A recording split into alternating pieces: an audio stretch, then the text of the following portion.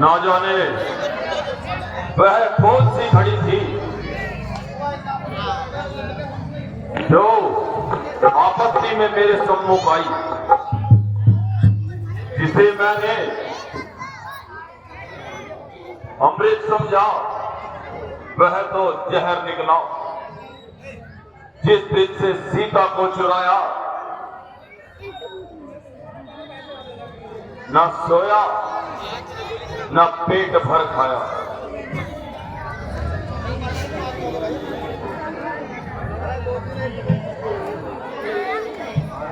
महाराज, आपका व्याकुल क्या क्यों सजा रही है? शत्रु ने कभी मन में छोटे विचार डाले हो। मंत्री जी, मेरा मन दुखी है। आपको पूर्ण ज्ञान है। व्यर्थ चिंता ना चले। मान चोरों नहीं चला, लंका में ढूंढने आया था।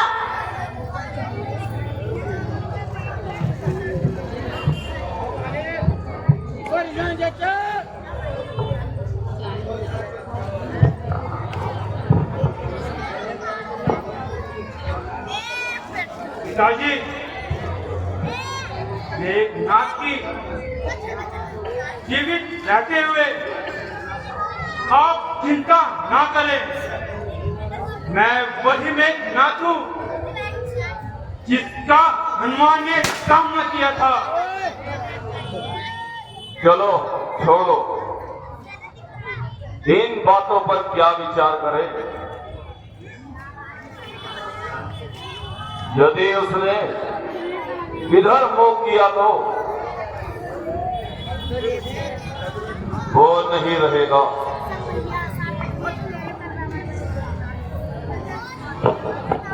राजा जी, समस्त लंका विराज भय माने हुए सब हाँ में हाँ मिलाते हुए, अच्छा है तो ये है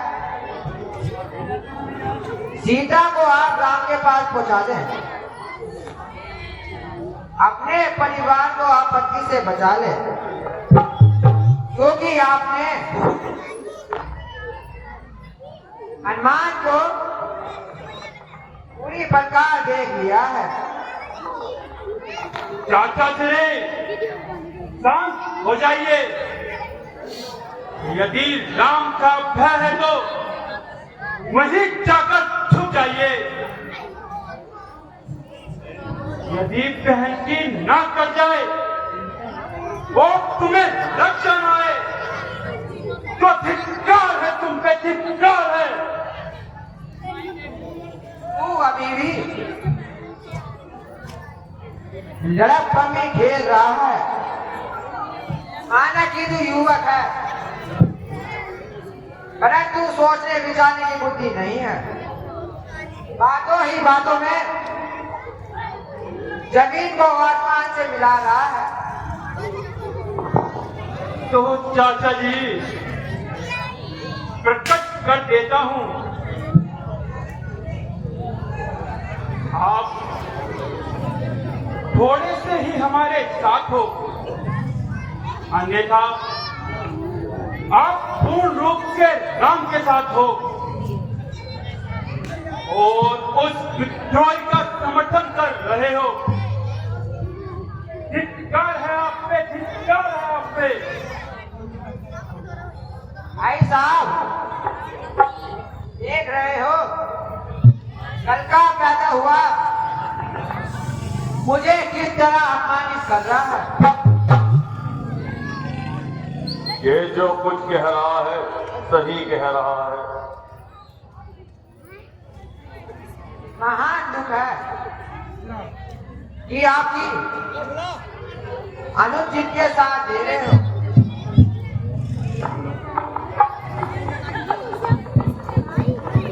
मूर्ख, मैं इसका समर्थन करता हूं। शत्रु का नहीं। यह आपका भाव निश्चय है। मैं राम का नहीं, आपका ही देश हूँ। आप मुझ पर संदेह ना करें। परंतु यह तो बता, शूर्पणखा की नाक काटने वाला एक सज्जन व्यक्ति कैसे हो सकता है? उसे ऐसा नीच कार्य करते हुए लज्जा न आई? वास्तव में तो ये बात है। बात सोच लो, किंतु आपको नहीं पता इसमें अपराध किसका है। शोक है, महान शोक है। धिक्कार है आप पर, धिक्कार है चाचा जी। आपकी हाँ में हाँ मिलाने यह लंका निवासी समय शोर शोर मचा मचा के कहेंगे कि रावण पापी था। अच्छा हुआ तो दंड मिला। कायर, बहन का सती तुलुटे, तेरा वक्त शांत हो। मार जाए भाई होने के नाते मैं तेरा वध नहीं करता। जा, चला जा मेरी सीमा से बाहर। मुझे अपना मुंह ना दिखाना।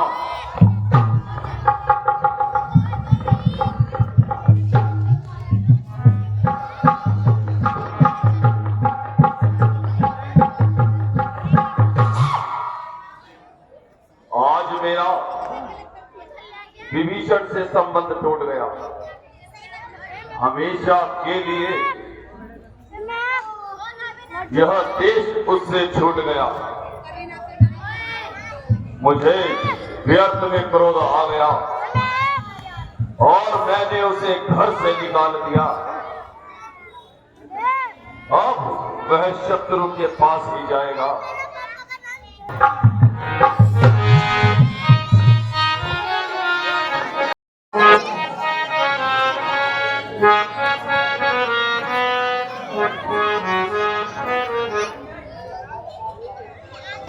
महाराज की जय हो। कहो क्या बात है। महाराज, रावण का छोटा भाई भगवान श्री राम की शरण में आना चाहता है।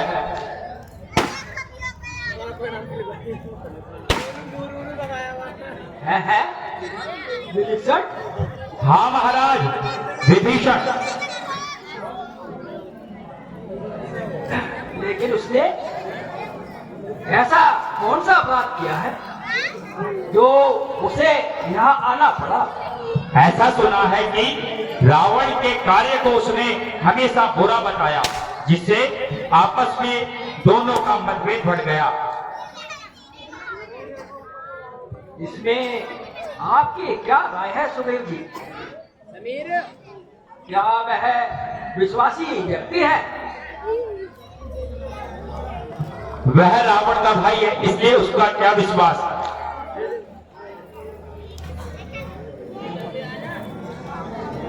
भगवान जामन जी ठीक कह रहे हैं। मेरे विचार में हनुमान जी यह राय सबसे सुनिश्चित कर लीजिए। कहिए हनुमान जी, इसके बारे में आपकी क्या राय है? भगवान, इस संबंध में मैं बस इतना कहता हूँ कि यदि विभीषण ना होता तो मैं आज जीवित ना होता। यद्यपि मेरे विचार से परंतु शरण में आए व्यक्ति को शरण देना मानवता का कर्म है। महाराज, यह उसका छोटा भाई है जिसकी माया विश्व में विख्यात है। कुछ भी हो, आप जाइए और उन्हें आदर सहित बुला लाइए।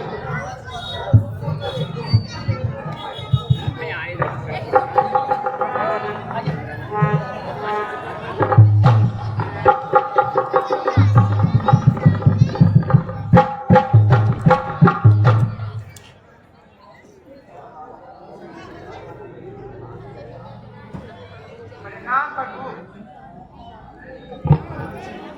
मैं आपकी सेवा के लिए उपस्थित हूँ।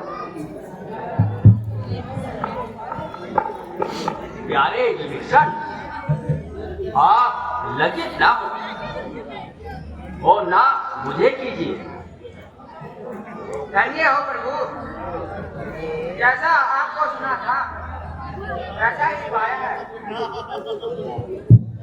आपने अपने शत्रु के भाई को अपने हृदय से लगाया है, इसलिए मैं प्रतिज्ञा करता हूँ आपका यह एहसान जीवन भर नहीं भूलूंगा।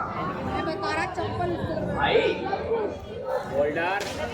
आपत्ति काल में सहयोगी बनना आसान नहीं, बल्कि मनुष्य का। और मैं तो रावण का धन्यवाद करता हूँ जिसने ऐसे गंभीर समय में आपसे संबंध जोड़ दिया। श्रीमान, मैंने उस अभिमानी को बहुत समझाया है, इसका उत्तर काया कहकर मुझे अपमानित किया। भगवान, मैं रावण से, वह रावण मुझसे मर चुका है और ये शरीर आपके चरणों में है। यदि आपकी ऐसी इच्छा है, आप रावण को, और रावण आपको जवाब दे चुका है। इस बात से हम आपको लंका का राज्य दे चुके। विजय होने पर लंका आपको समर्पित कर दी जाएगी। यह राम की प्रतिज्ञा है। आप आराम कीजिए।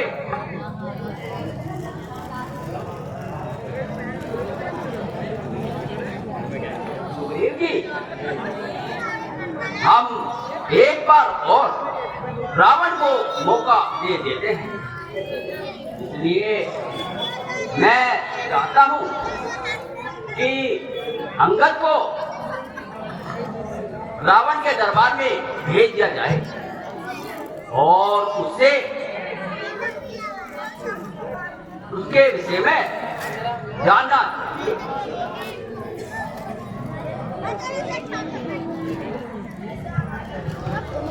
जैसी प्रभु की इच्छा।